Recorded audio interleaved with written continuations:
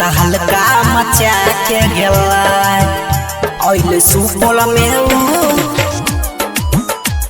तहलका मचा के गेला। Recording by Rajeev rock film Supaul. छौरी कमरिया हिला के गेला हमर दिल धड़का के गेला हाय रे ओइले सुपौल में 4 दिन खातिर रे तहलका मचा के गेला हाय अइले सुपौल में 4 दिन खातिर रे तहलका मचा के गेला तहलका मचा के गेला ओइले सुपौल में डीजे सोनू तहलका मचा के गेला।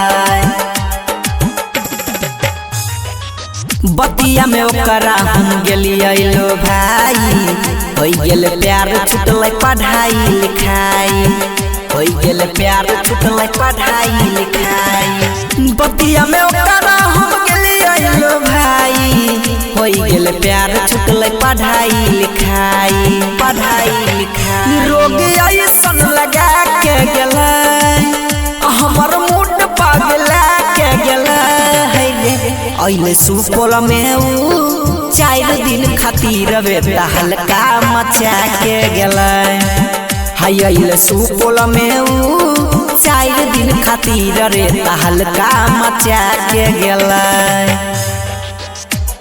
तहलका मचा के गेला ओइले सुपौल में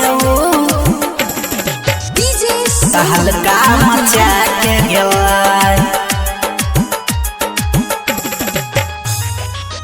फेर में पड़ल रहे रौशन रोनिक सरे कहियो न करे दिलकै हो करा के किसरे कहियो न करे दिलकै हो करा के किसरे।